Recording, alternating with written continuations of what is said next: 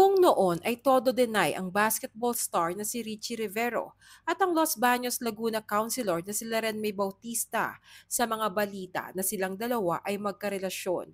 Ngayong araw ng Sabado, October 21, ay ipinagsigawan na ni Richie Rivero sa buong mundo na silang dalawa ni Loren ay in a relationship at walang makakabuwag dito.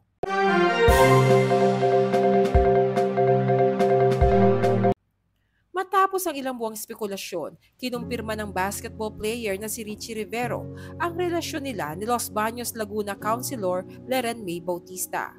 Sa kanyang Instagram ay ipinost ni Richie ang larawan ni Loren habang masayang nakaupo sa may likod ng sasakyan. At kasabay nito ang isang mahabang mensahe ng pagtatangi at pagmamahal niya kay Loren. Ani nga ni Richie, si Loren ang tunay na reyna at nagpapasalamat siya na natagpuan niya ito. Hindi umano sila magtatago dahil wala namang dapat ikahiya. Saad ni Richie, "To the girl who I see as a real queen, with all the wrongs hounding me, I'm blessed to have found the right one. Allow me to shield you from things you don't deserve." Hindi tayo magtatago dahil walang dapat ikahiya, walang nang agaw at walang inagaw. Walang bibitaw dahil masaya tayong magkahawak kamay. I love seeing how you genuinely continue to help and care for people every day, despite others trying to ruin your reputation. Rest assured, I will be with you in inspiring people to always be better. Thank you for being so selfless and simple.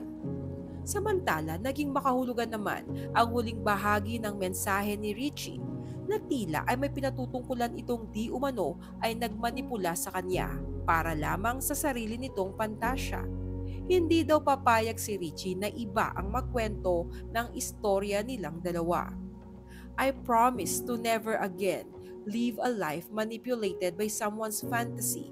This is our story. Hindi dapat iba ang magkwento ng storya nating dalawa. Kasunod nito ay pinakita ni Richie ang tanawin kung saan sila nandoroon ni Loren noong mga oras na yun. Kasunod ang magkahawak nilang mga kamay. Matatandaang nitong June lang na mag-umpisa ang mga espekulasyon na di umano ay si Loren ang third party sa hiwalayan ni na Richie at ex-girlfriend nitong aktres na si Andrea Brillantes. Matapos silang makuna ng litrato na magkasama sa isang outreach program sa Laguna.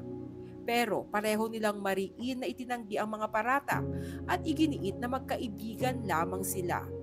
Makalipas niyon ay makailang ulit rin silang spotted na magkasama sa iba't ibang pagkakataon.